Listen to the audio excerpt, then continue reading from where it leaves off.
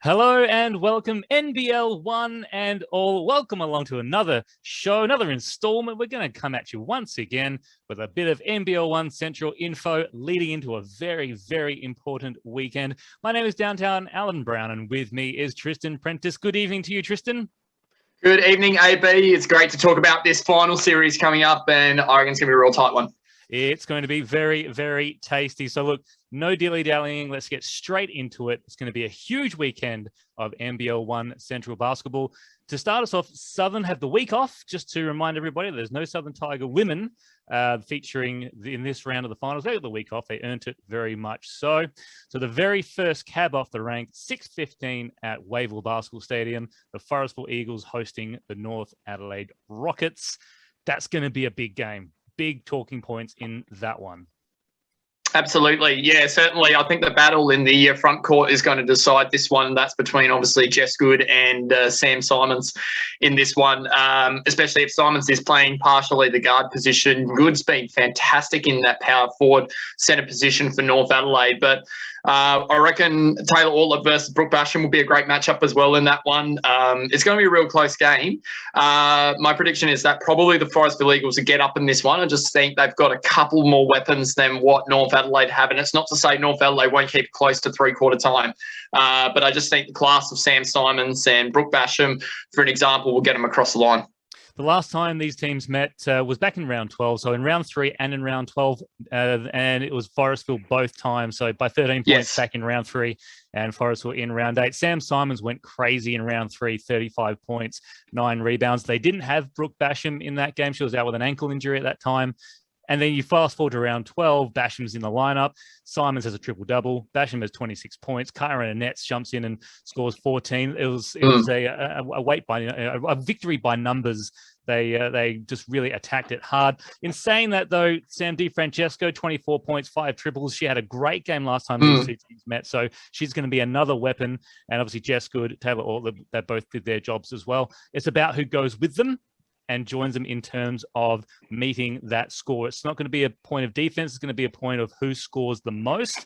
And I think it's going to be Forestville as well. I think it's going to be a tight one, but I think it's going to be a high-scoring, real free-flowing, a great encounter to watch. Very exciting times there at Wavell. So that's the elimination final for the women. And then we move on a little bit later. For about 15 minutes after that is the start time for the qualifying final. This one's at Springbank, with the Sturt Sabres hosting the South Adelaide Panthers. I got to see them last week before in a bit of a preview to what we were looking at. There was obviously a bit of a chess game between the two coaches, just sort of setting pieces in play and just having a bit of a look around. So can't take a heck of a lot from what happened in that game. But look, it was Sturt by 6 points. Sturt won the previous encounter as well by 14. This could be absolutely anyone's. It's going to be a very interesting scenario for me, but I reckon Sturt have got the goods on this one. Yeah, I'm not so sure about that because the Panthers have gotten closer and closer to Sturt Sabres, and only the Southern Tigers, who are ahead of them, have gotten that close. So that top 3 in terms of getting close to the Sturt Sabres, the South Adelaide Panthers are the team that have the weapons and have the game plan and the nous that Richard Dickel has, I believe, AB. And potentially, like you're saying, there's a couple of things that probably Rich was trying in the last game against the Sabres. I don't know if you noticed them trying to counteract the full court trap or the zone trap, etc., that John Turnbull's Sabres really employ. They obviously do it by numbers when it comes to bodies on the floor, etc., in relation to the defense. And I just think with the Panthers, for them, that it really comes down to their second string players. Like, it depends if Jordan Hunter and Hannah Stewart can score double figures, for an example. Well, obviously, Olivia Thompson and Ash Spencer are going to be terrific for the Panthers, but it's whether they can find those extra options to make the Sabres work hard, and vice versa on the other end. It's about making the Sabres turn the ball over so that the Panthers can get their running transition game going. If they can get that happening, then this game's going to be much closer, and the Panthers could potentially cause an upset. But until it happens, I too am sticking with the Sturt Sabres. I'm confident in the Panthers making a game of it, but if they're going to turn it around, they have to show it this weekend. Jade Johnson has been one of the stars of NBL1 Central for the women this season. hasn't had the best of times against South Adelaide. Went for no points in round 18. Only took the one shot. It was a real shutdown effort. I know it was the last round and it didn't have a lot of bearing on anything more than just having a good, solid look, but it was a real shutdown effort on Jade Johnson. She did not get a look in. So it's going to be interesting. AB, can I ask who was matched up on Jade Johnson? I think it was a bit of a team effort in terms of who was running through them. Basically, it was just calling out, making sure that, they're watching Jade around the perimeter. She's absolutely deadly, as we know. And I think at the end of the day, they're going to have to do that. It's not going to be one person taking down Jade Johnson, making sure they're either tagging her in some description or isolating her and not allowing those long-range shots to start flowing, because once they start flowing, they're very, very hard to stop. So I think Jordan Hunter will probably get first crack. She's Hannah Stewart would be right after that, I reckon. Hannah Stewart would be right there with her. So, but beyond that, I think you'll see Teresa McGreen coming off the bench and do a bit of a lockdown on her as well where she can.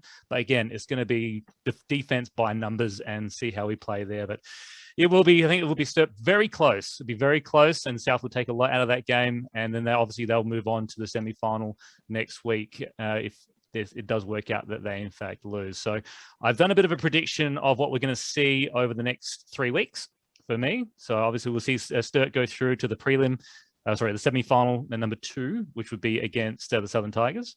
And then the semi-final one will be between South Adelaide and Forestville, obviously. And then after that, we head to the prelim, which will be Forestville versus the Southern Tigers.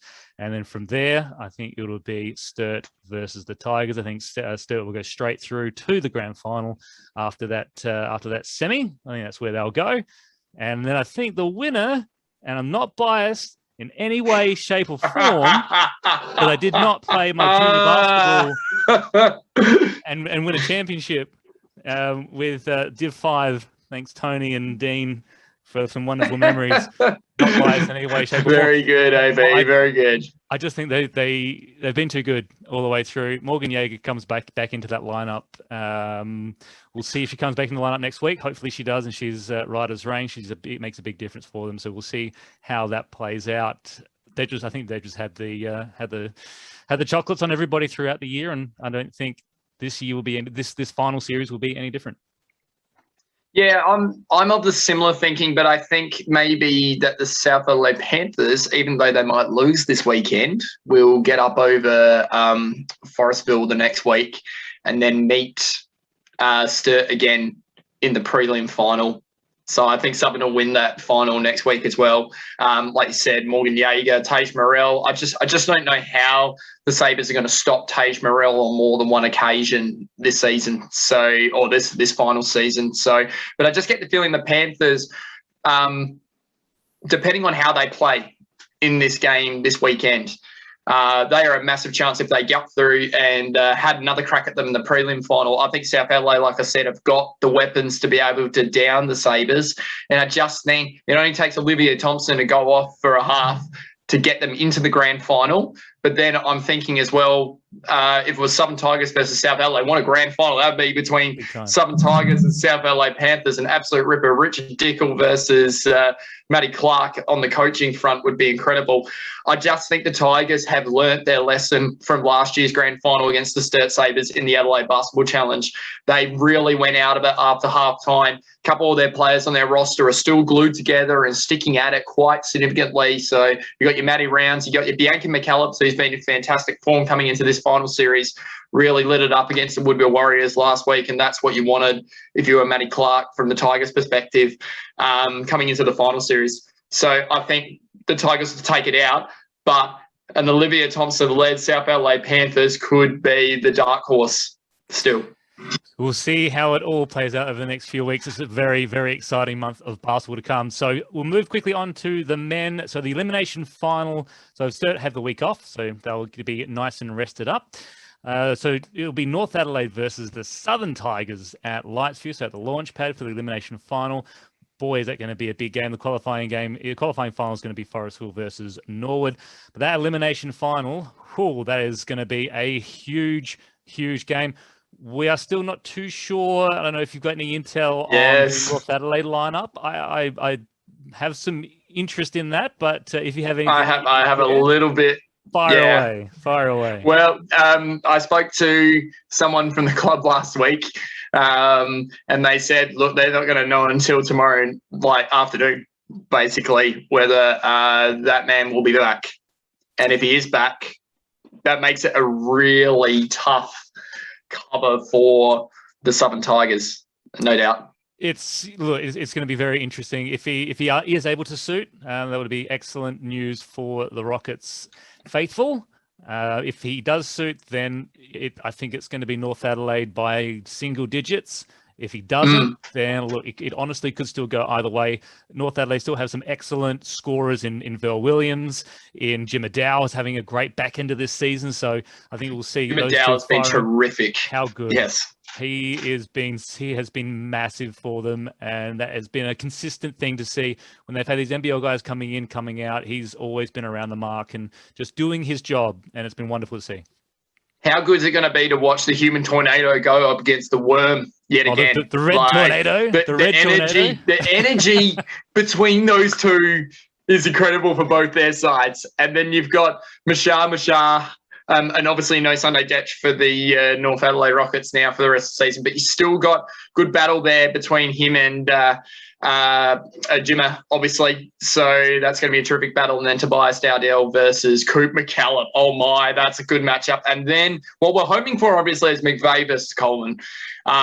Coleman's got a bit – I think he's going to want to prove something, to be honest. I felt like he didn't feel like he probably played his best by the looks of things from the body language and that sort of thing. And I've met him a couple of times. I know this guy, and he's like, he's the truth. He will deliver.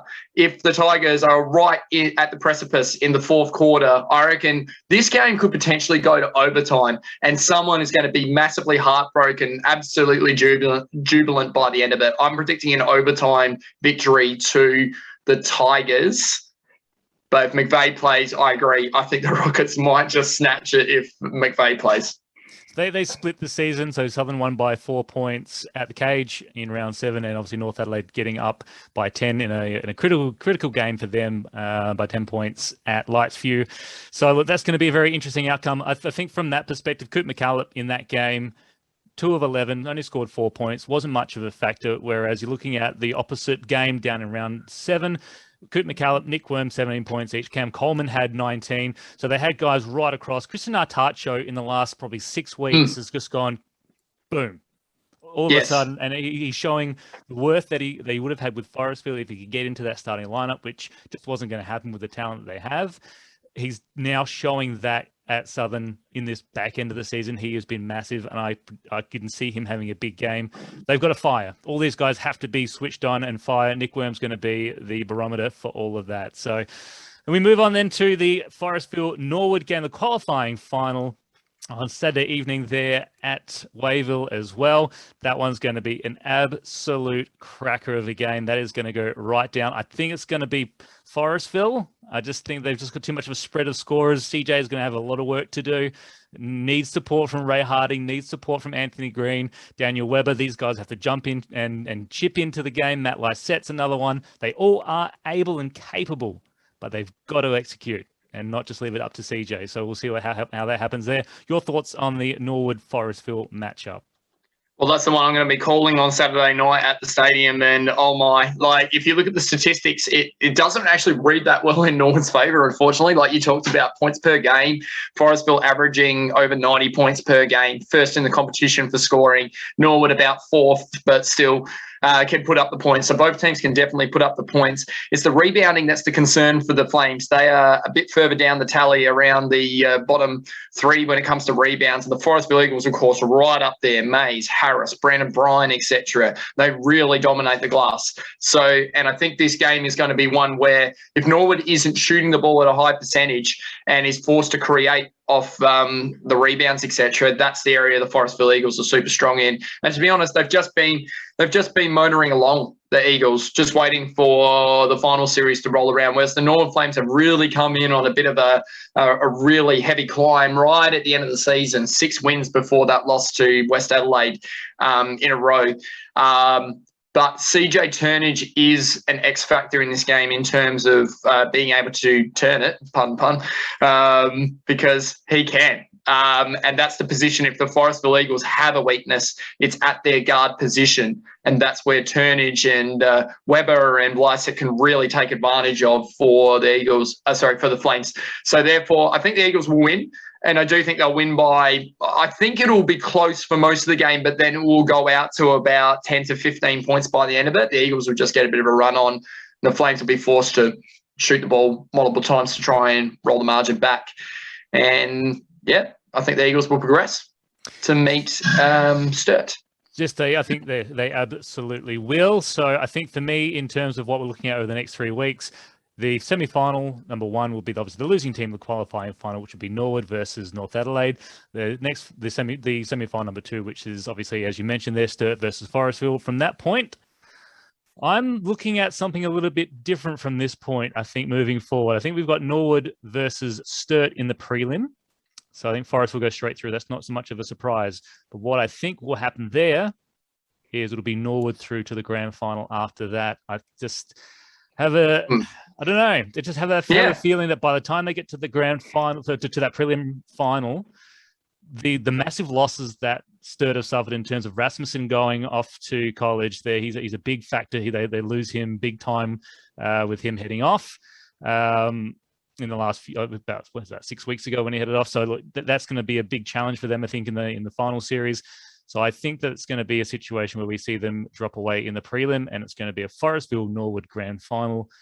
And I'm gonna, unfortunately for me, I've got a bit of a soft spot for the Flames, but I do think it's going to be a Forestville victory and a back-to-back for the boys in yellow and blue.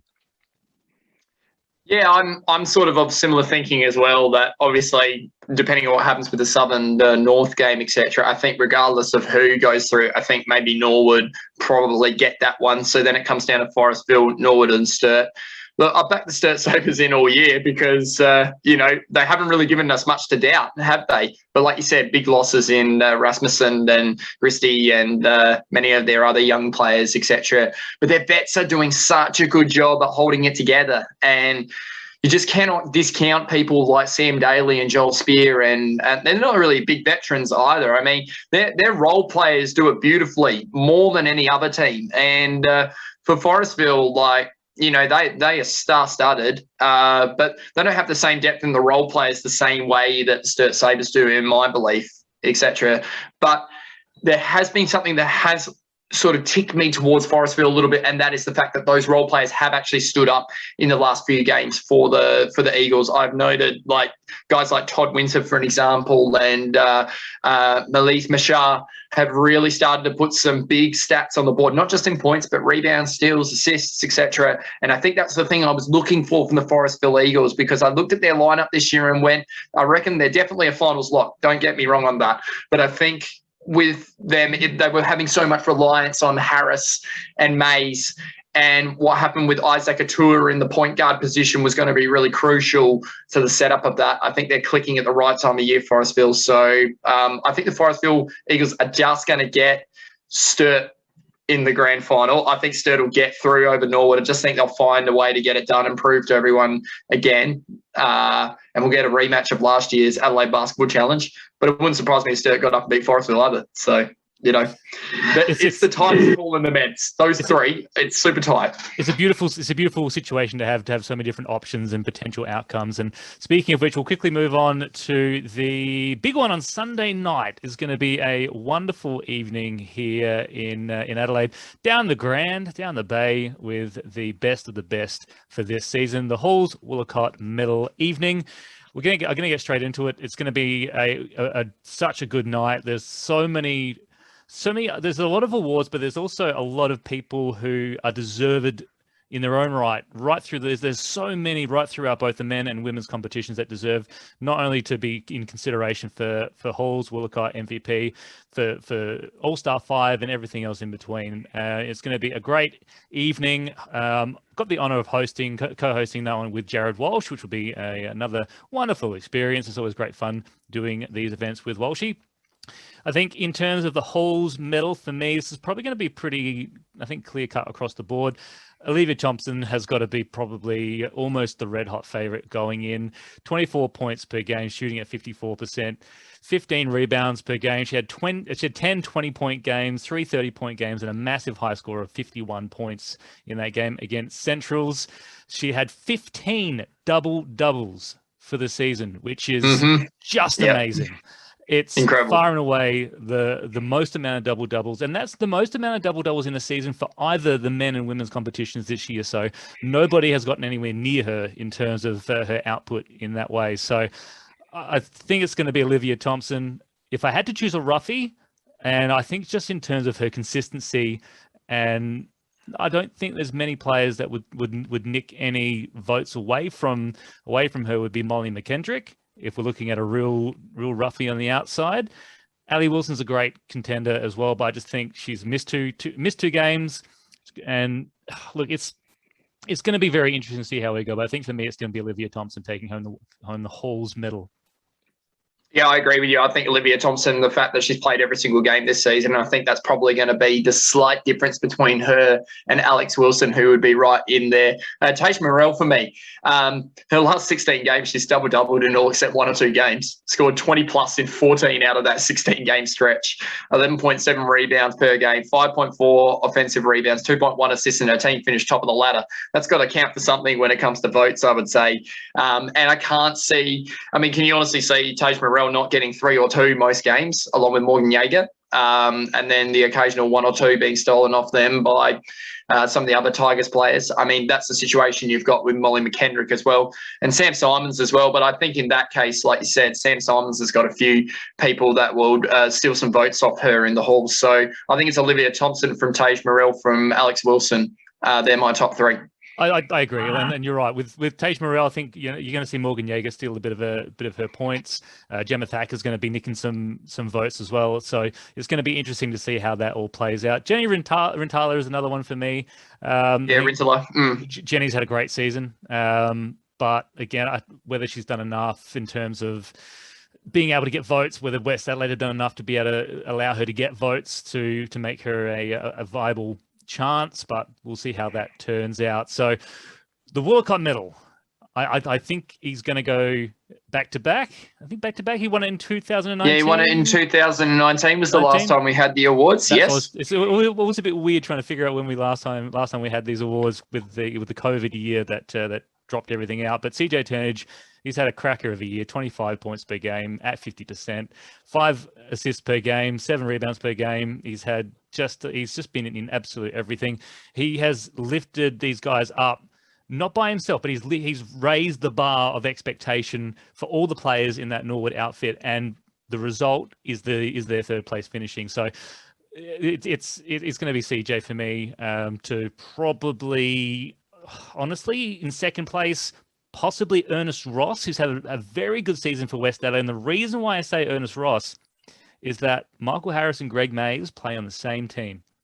And to get those 2 guys enough points, it's just going to be hard to manage. So, and look, there are so many other guys that you could keep into consideration. Sam Daly, Julian Jacobs, Will Wise, Jack McVeigh played just enough games to qualify, but I just don't think it's going to fall that way. CJ Turnage, unless he did it like a Gary Ablett Jr. in the AFL Brownlow and pick up 3 votes every single game. But I don't know if he picked up 3 every game. And obviously it's going to come down to that voting side of things. Yeah, for me, CJ Turnage as well, AB. But also Sam Daly's had an outstanding season, and Sturt finished top of the ladder.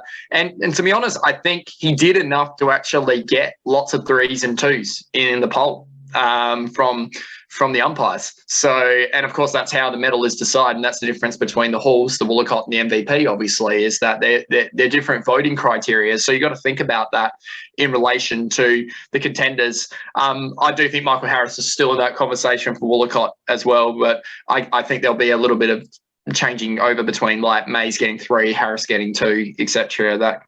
And then you got to look at the Tigers because they've had an outstanding season, and I think Coop McCallop's actually had a really good year. I think he's a real roughie from way off the turnbuckles, because I was thinking about the Tigers made the finals, who got them there. Coop McCallop had a very consistent year and played pretty much every single game. So therefore, he would have also been up there in the votes as well, I reckon. So, but yeah, CJ, I think by a significant margin. And we see with that criteria of voting, it changes to coaches for the MVP. So for me, for the women's MVP, it's going to be Ali Wilson. I just think what the coaches will see is when they're doing their matchups post-game, pre-game, I should say, post-games afterwards. Pre-game is that Ali needs to be attended to quite consistently. She's going to be the number one that look at her. Like, we need to stop her from creating, from driving, from pulling up from long range, because she will. So I think Ali Wilson will take the women's MVP, and I think CJ will do the double. I think he'll get the MVP as well. Yeah, I've got it pretty close to that. I've actually got Olivia Thompson for the MVP. So to double up. Because literally, I mean, you got to think about the criteria. Like, you can get a maximum of 5 votes per game from those coaches. And I think Olivia Thompson's going to be pulling quite a few 5s. But I think the other person who's going to be pulling 5s is Molly McKendrick from the Eastern Mavericks. Because apart from Rachel Hines, there's not going to be too many stealing, 4 and 5 votes off her per game. And then it's a similar situation with the Tigers. Tage Morrell, she was the 2019 MVP medalist. So I think she has a great chance to also take out the MVP in the women's side of things. And then, yeah, in the men's, I've got CJ Turnage as well. He was the 2019 MVP as well. One that's a little bit out there, Joe Jackson from the Woodville Warriors would score a lot of 4s and 5s this season for the Woodville Warriors, purely because Julian Jacobs hasn't played all year. And Joe Jackson has been very consistent every single week, normally notches up a double-double. And then after that would be Lul Deng for me from the Central District Ones. It's an outstanding year. He's going to be polling a lot of 4s and 5s from coaches as well. So wouldn't be surprised if Joe Jackson or Lul Deng was right up there in the count. But I think you're right, Turnage, he's even Sky yards ahead of his own team. So he's going to be taking out a lot of those 4s and 5s as well. So we'll move on to the Defensive Player of the Year for both the women and the men. I'll come back to the men in a second, but you did mention him just now. That's who I've got for mine, and we'll come back to that. So Jess Good for me in terms of the Defensive Player of the Year. She's ranked number 1 in blocks. She twice got 6 blocks in a game against Woodville and then against Norwood. 3rd in total rebounds, 2nd in steals. She has had her hand in everything. Just her presence on the defensive end will have her sitting real pretty for the women's DPOY. And for the men, Joe Jackson. He's been a force in the low block, ranked number 1 in blocks. He got 6 as well against Forestville, the most, lots of 4s, lots of 5s, ranked 2nd in total rebounds and 3rd in defensive rebounds. And that's considering that Alex Starling is statistically ahead of him and only played 12 games, 14 games, something like that. You can probably still talk about Alex Starling in that. Alex Starling's going to be in the top 5 still, regardless of how many games that he's played, because he's that good defensively. Exactly. Absolutely. Yeah. But if you're looking at weight of games against that probably takes Starling out of the equation, which is really unfortunate. He plays 18 games. Not only would he be right up there for the Woollacott, but he's right up there for Defensive Player of the Year, right up there for MVP. It's just unfortunate that we lost him for a little bit of time. So Jess Good and Joe Jackson for me. For me, yeah, Jess Good as well. Won it in 2017, Defensive Player of the Year for the women's. My second, though, is Hannah Stewart. I keep raving about her all year. And why do I keep raving about her is because I think it comes down to the votes, and you got to look at the stats. Hannah Stewart has been the clampdown player for the South LA Panthers in the women's on a lot of teams. And you look at the games that she played where the Panthers won, she clamped down on their number 1 ball carrier. And particularly the one that I highlight is Ali Wilson did not have an impact against the Panthers as much as she did against other teams when Hannah Stewart was right on her. And then for me, like, obviously when you're a team that finishes in first place, you got to have a defensive general of some sorts in your team, and someone to complement like Morgan Yeager and Danelle Fawcett is Maddie Round. Mighty Mouse Round is one of the best defenders in the competition. And we saw a couple of times she pulled off some amazing plays. I mean, she got the steal that won the game for the Tigers against the Forestville Eagles when Yeager drained that 2-point basket. Maddie had her hands all over that. And you look at the rebound count for a player of her size is just she just continues to improve. She's a real smoky for this one, is Maddie Round. And then for the men's side of things, I think Joel Spear has played some amazing defense this year. And I think for the Sturt Sabres, again, to compliment guys like Sam Daly and Keanu Rasmussen, you need someone who gets it done at different ends of the floor. And he's been all over the offensive rebounds, the defensive rebounds, the steals, the assists, etc. So he's been facilitating, and he's been one of the guys that's locked down on players in the league. You talked about Joe Jackson, obviously, with those stats. Anthony Green has also been super impressive on the defensive end, lots of blocks, etc., rebounds, and just his size alone, along with Greg Mays from the Forestville Eagles, just changes players' shots. So I guess it depends how the coaches view the Defensive Player of the Award in terms of whether they look at the stats or whether they look at the influence in the game. For me, I looked at the influence in the game, and they are the 6 players that I looked at and went, they had big influences this season at the defensive end. We'll have a look at the young influences now in the under-23 women's and men's medals. The Merv Harris under-23 women's medal. That's going to be Sam Simons, I think, by a long margin. Outstanding year. Emily Winter had a wonderful year for Woodville. Morgan Yeager, I'm pretty sure she's just on the cusp of under-23. Just on the cusp, I believe. Hannah Stewart also on the cusp as well. Yeah, but look, it's going to be Sam Simons by a long margin, I think. Yeah, one to watch in the coming years, though, is Taylor Brazel. Naturally from the Sturt Sabres. I think that she'll be a candidate for this award in the coming years. And just to mention Jasmine Fijo, who won it in 2019, the Merv Harris medal. She's another person that's going to be right up there again. Her second half of the season's been outstanding. But I think if you're looking for consistency, Sam Simons, obviously, in the Merv Harris. Abby Mader's also had a really good year as well. So there's a couple of really good candidates. And it's just the future of South Australian basketball really bright in the women's. If Taylor Brazel had played every game this year, as a 17-year-old, she would be winning this award. I would guarantee you that now. Yeah. Mm-hmm. The Frank Angove under-23 men's medal is going to be Michael Harris. He's right up there with the Woollacott chat, but Michael Harris for me.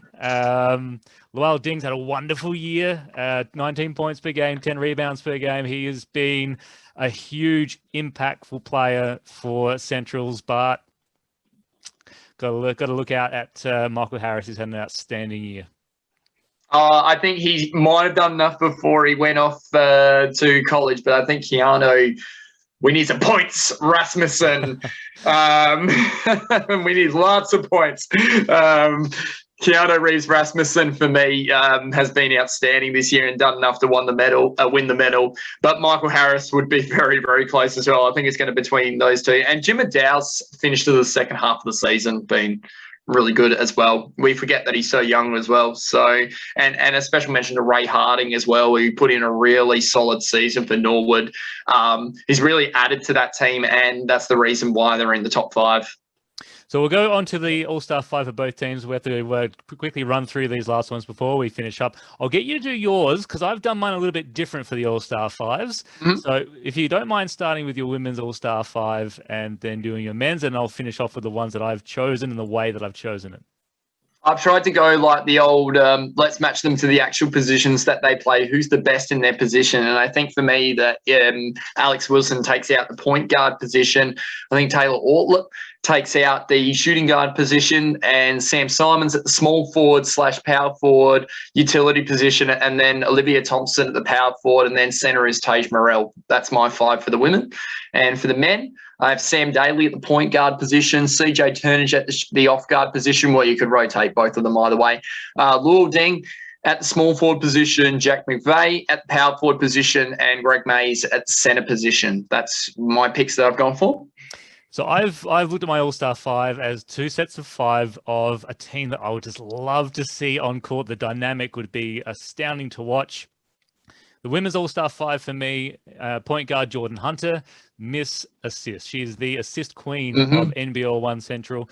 Taylor Ortlett at shooting guard, because she's had just an outstanding year. Great on the pass as well, but averaging about 19 points per game, so she's killing it on her position. I put Ali Wilson in there at small forward because realistically she can play 1 through 4. So there's really of course you can. She doesn't need to be really. You got to find a position for her. You just got to put her there. Just put her there. That's exactly. And then I've got the low block being very well looked after by Olivia Thompson and Tage Morrell. Good luck defending those two ladies down the low block. Oh, my goodness. Can you imagine? Oh, my goodness. Can you imagine defending Olivia Thompson and Tage Morrell? You're never going to get nothing going on. So that's going to be, they're my 5s and notables to Sam Simons, Jess Good, Molly McKendrick, Taylor Brazel. You could keep going. Jenny Rutalo, Kylie Smith, Brooke Basham. All of them were very much in consideration of that team that I would love to see. If I could extend the bench, they'd be on it. And for the men, Verl, the Red Tornado Williams, for me, I just love his impact in games, his speed, his attack at the ball, his defensive nous. He's a great guy to watch, very entertaining. We've got CJ at the shooting guard because you just got to have CJ Turnage in your team. I've got Shaquille Maharaj in the small forward spot. I love his energy. I wanted him in. He just so badly, right? First half of the season just didn't quite hit his straps. But if he sticks around, oh man, he could have a big year next year. Very exciting times for Shaq. So I really like him in that spot. He's going to bring a big dynamic to that 5. Now I've gone with a vet for the power forward position because I think this fella is the linchpin to this team that he plays for, and he is a very critical player in Brandon Browne, and he's had a wonderful year, a very consistent year. He just flies under the radar, Brandon, because of Greg and Michael.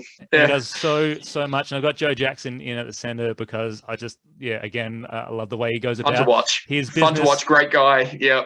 Big time. And look, notables to Julian Jacobs, Will Wise, Jack McVeigh, Alex Starling, Michael Harris. You could keep going on.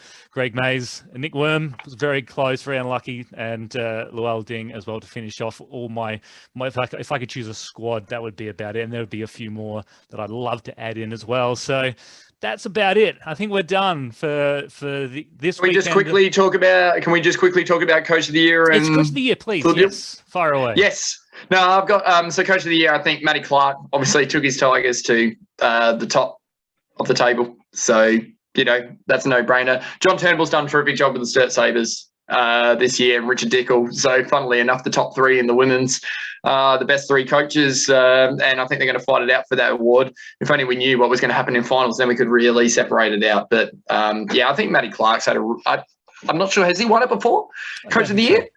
So I think this will be a good year for him to get it. I think he's done a great job with his squad. And, we know John Turnbull's a really good coach, Richard Dickel is, but Matty Clark, this will just put the cherry on top for him. And then for the men's, Paul Rigoni, once again, just continues to prove that Sturt Sabres don't need imports. They just need really solid system and players. David Morrell's done a great job taking the Tigers from where they were to where they are now. And Matt Atkins the same. I think Matt Atkins has done a terrific job getting Centrals from right down the bottom all the way up the ladder. And even though they didn't quite make finals, I think they're a vastly improved side. They only missed the finals by 1 win. And then you got to hand it to Mike Malap at the Norwood Flames from that side of things. And then for the refereeing side of things, I think Bailey Dye has been super impressive for the men this year. I'm not sure in terms of the Philip Yule Award this year, whether it's whether they're giving it to one woman or one man, or whether it's set referees for certain things, because they've mixed them up a fair bit in NBL1 this year. So I guess we're looking at out of the female referees that have done well this year, Danica Shepherd obviously has done really well, and then Bailey Dyer for me in the men's. I think they've been really good with their players around them, and good communicators. And I think it's important to acknowledge the officials in these predictions, because we do talk about the players and the coaches and that, but we also need to acknowledge the officials and the referees as well, AB. Because without them, we certainly would not have a game. I fully agree with you with the referee predictions as well. Coaches, Matt Clark will definitely. Matt Clark is going to take it out. He's going to take it out. Yep. He's a wonderful human being and a terrific coach for the women there. I think for the men, Mike Mallat has been huge. Rigoni, you can't go past what he's done with the Sabres there. it's just been it's a hard gig being a coach, and it's going to be pretty tight. You could basically just pick any one of them and build a case for any one of those coaches in their position. It is a tough gig, and they all do extremely well. So that's why I think will be the outcome there. I think Mike Malat for me for the men, and Maddie Clark for the women. So I think that's got to be it, unless there's any other awards that I'm unaware of. But beyond that, I think that would just about wrap it up. Thank you so much for joining me for this breakdown, Tristan. I really appreciate that. And it's going to be a very interesting weekend of basketball coming up. So I'll see you at Wayville. I've got the women's game before you, so it'll be a very good night there at Wayville Basketball Stadium. Stay safe. We'll see you tomorrow. Thank you so very much again for joining me. Thank you so much to everybody out there for tuning in and having a watch of our breakdown of this weekend, as well as the Halls Woollacott Medal Awards Night. So that's going to be a massive night on Sunday. We'll catch you at the basketball. Please, in the comments below, pop your predictions in. Let us know what you think, and we would love to hear from you all. So we'll catch you at the basketball, and we'll hopefully catch more of you at the basketball next week once restrictions get lifted. Thank you so much.